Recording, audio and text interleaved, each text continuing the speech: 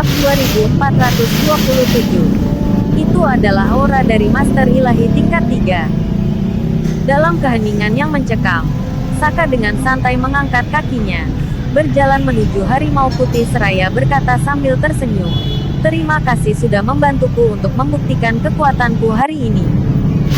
Lalu, Saka melirik semua orang dengan santai dan bertanya, "Siapa lagi yang ingin bertarung denganku?" Semua orang terdiam dan saling menatap. Hanya terlihat tatapan keterkejutan di mata mereka. Sudah menembus batas lagi. Baru saja mereka mengira Saka adalah buah kesemek yang lembut. Akan tetapi, sekarang Saka menggunakan kemenangan telak untuk memberitahu mereka bahwa betapa bodohnya pemikiran mereka. Master Ilahi tingkat 3. Sejak kapan dia? Ini, Lorian berkata dengan terbata-bata. Dia terus berlatih di hadapanku. Namun, apa yang dia latih? Jelas-jelas dia hanya bermain-main dengan wanita saja. Mengapa dia bisa menembus batas? Bagaimana mungkin? Kak Saka.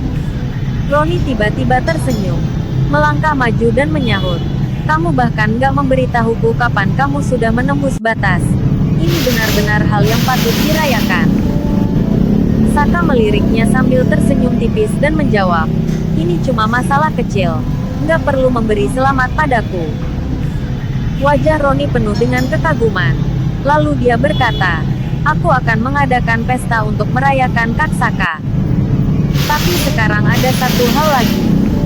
Sambil berbicara dia melirik harimau putih itu sambil melambaikan tangannya. Semua orang di belakangnya berjalan menuju harimau putih. Harimau putih telah kehilangan muka di hadapan Roni dan pasti akan mendapat balasannya. Jika tidak, otoritas Roni tidak akan terjamin. Semua orang tak kuasa untuk menarik napas dalam-dalam.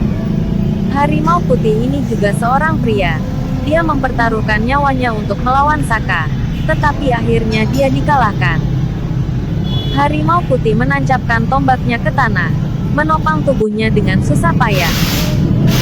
Dia melihat orang-orang yang berjalan ke arahnya sambil tersenyum sinis. "Aku bertugas di militer selama lebih dari 10 tahun.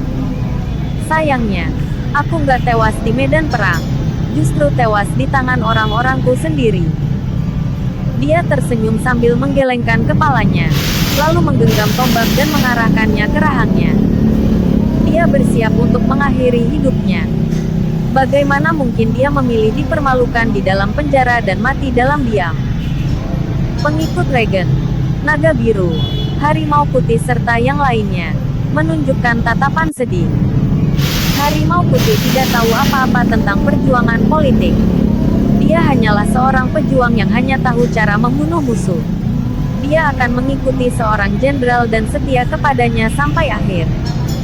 Namun, tidak peduli siapapun kamu, karena kamu terlibat dalam perebutan tahta dan menolak untuk berlutut dan memohon belas kasihan setelah kehilangan kekuasaan, maka kamu tidak punya pilihan selain mati.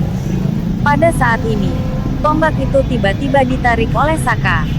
Harimau putih tersandung dan hampir jatuh ke tanah. Dia melotot ke arah Saka seraya berseru, "Kamu bahkan gak memberiku sedikit pun martabat." Saka mengabaikannya sambil menatap Roni, lalu berkata, "Kepala manusia itu bukan daun bawang yang setelah kamu potong, akan tumbuh yang lainnya. Kalau kamu kehilangan satu kepala, kepala yang lain juga nggak akan bisa tumbuh lagi." Roni menatap Saka sambil mengernyit.